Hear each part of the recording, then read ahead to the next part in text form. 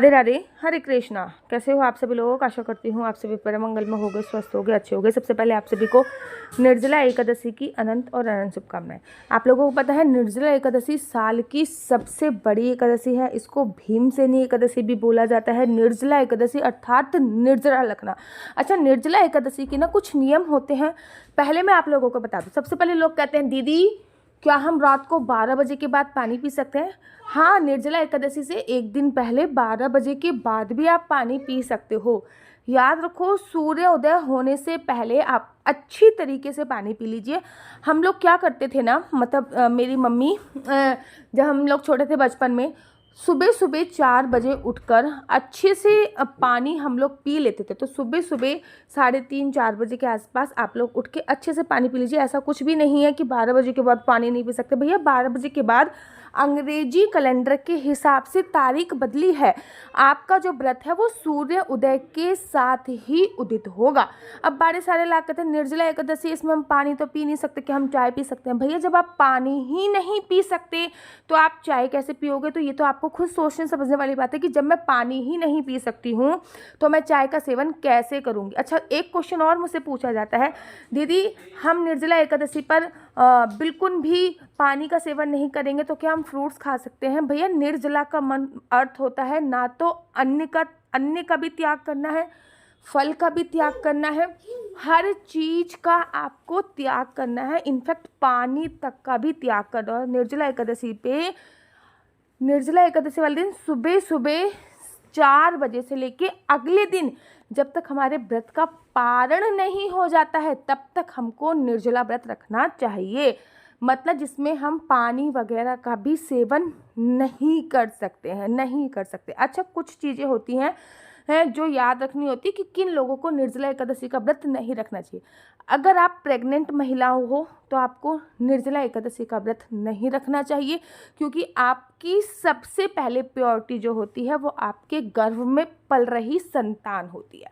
दूसरा क्या होता है, अगर आप फीडिंग मदर हो, मतलब अगर आप बच्चे को दूध पिला रही हैं तो व्रत नहीं रखना चाहिए, क्योंकि बच्चा केवल आप पर निर्भर है। आपने पानी नहीं पिया तो ऑब्वियसली बात है कि बच्चे को दूध नहीं बनेगा।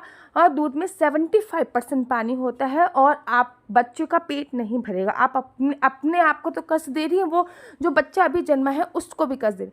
अगर बहुत ज़्यादा शारीरिक दुर्बलता है तो निर्जला एकादशी का व्रत नहीं करना चाहिए। अगर शारीरिक दुर्बलता है तो निर्जला एकादशी का व्रत मत कीजिए। वैसे भी निर्जला एकादशी का जो व्रत होता है वो 5 तरीके से करा जाता है। आगे आने वाली वीडियो में मैं आपको इसके 5 तरीके बताऊंगी कि 5 तरीके से निर्जला एकादशी का व्रत कैसे किया जाता है।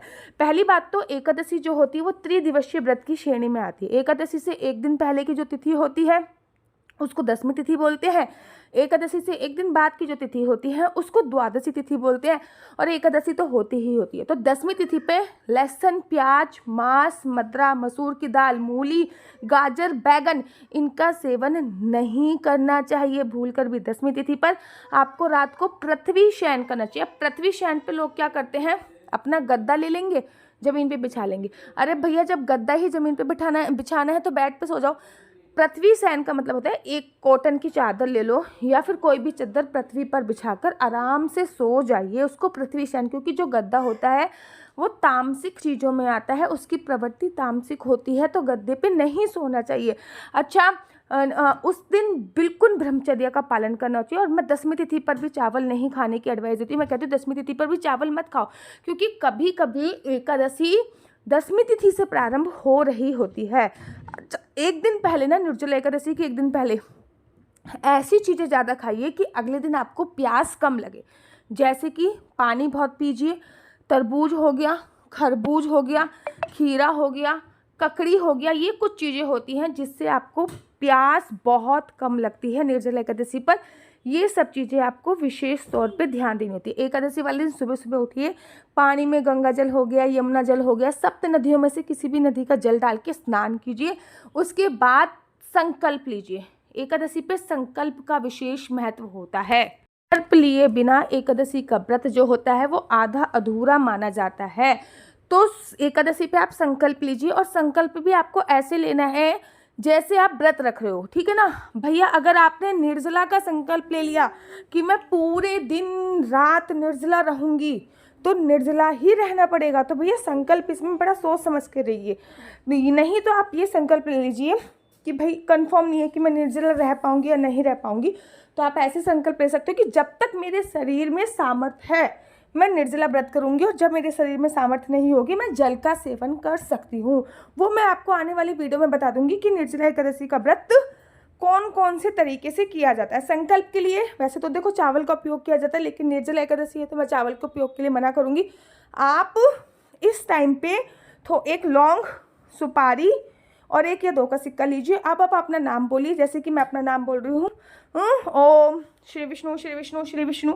मेरा नाम आशु चौहान है, मेरा गोत्र केमलक्ष है, मेरा निवास स्थान श्रीधाम वृंदावन है। आज मैं पूरी विधि विधान से निर्जला एकादशी का व्रत कर रही हूँ। यह व्रत मैं जब तक मुझसे रह पाएगा निर्जला मैं तब तक करूँगी, और जब मेरी सामर्थ्य खत्म हो जाएगी तो मैं जल और गाय के दूध का सेवन करूँगी। तो ये मैंने ऐसे संकल्प ले लिया। आप अगर पूरे दिन निर्जला रहने वाले हो तो आपको पूरे दिन निर्जला का बोलना है। आप अगर जल पीकर रहने वाले हो तो आपको जल पीकर बोलना है।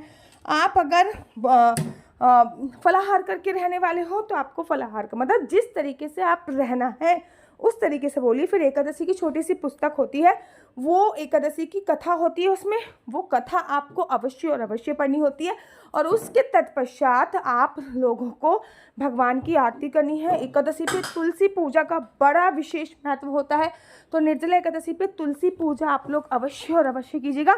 इस बार जो निर्जला एकादशी है वो गुरुवार वाले दिन पड़ रही है, ये अपने आप में बड़ा विशेष महत्व है। इस बार निर्जला एकादशी 25 जून दिन गुरुवार को रखा जाएगा, वहीं इसका व्रत का पालन 26 जून को होगा।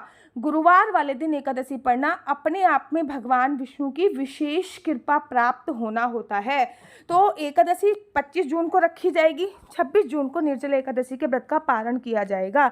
निर्जला एकादशी के व्रत में दिन में सोने की मनाही होती है, किसी से निंदा चुगली इत्यादि नहीं करनी चाहिए। पूरे दिन जितना ज़्यादा हो सके भगवान का नाम जप करना चाहिए। जितना ज़्यादा आप नाम जप करोगे उतना ज़्यादा आपके लिए अच्छा रहेगा। आगे आने वाली वीडियो में मैं आपको भगवान का प्रिय भोग, व्रत विधि, 5 प्रकार से कौन से निर्जला एकादशी का व्रत रखा जाता है, क्या रात के 12 बजे के बाद पानी नहीं पी सकती, सभी जानकारी दूंगी। मेरा नंबर आपको नीचे स्क्रीन पर दिख रहा होगा। मेरा नंबर है 429-20-25-65। I repeat again 429-20-25-65। आपका बच्चा जॉब करेगा या बिजनेस करेगा, बिजनेस करेगा तो किस फील्ड में बिजनेस करेगा, जॉब करेगा तो किस सेक्टर में जॉब करेगा, क्या है आपके बच्चे का लकी नंबर, क्या है आपके बच्चे का लकी कलर, क्या कुंडली में राजयोग है या नहीं, कुंडली में संतान प्राप्ति का योग है या नहीं, ये सभी जानकारी आप मेरे से कुंडली के माध्यम से प्राप्त कर सकते हैं।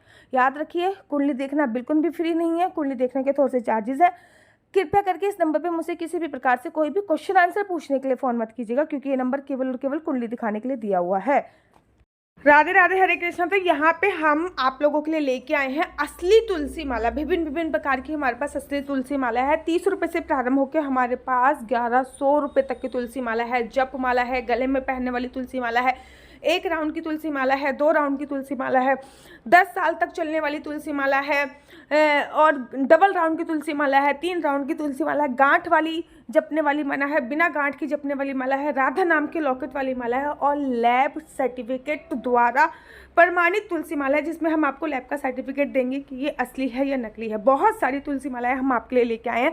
न केवल हम आपके लिए तुलसी माला का कलेक्शन लेके आए हैं, अपितु लड्डू गोपाल की असली तुलसी माला जिसपे राधा नाम का लॉकेट है, लड्डू गोपाल के लिए वैजंती माला, लड्डू गोपाल के लिए चंदन माला भी हम लोगों के लिए लेके आए हैं, और लड्डू गोपाल की तीनों माला का सेट है, तुलसी माला, चंदन माला और वैजंती माला का सेट भी लेके आए हैं। साथ ही के साथ हम आपके लिए रुद्राक्ष के असली ब्रेसलेट, पानी में डालने वाला रुद्राक्ष, 1 मुखी रुद्राक्ष से लेकर 14 मुखी रुद्राक्ष तक हमारे पास सारे लैब टेस्टेड रुद्राक्ष अवेलेबल हैं।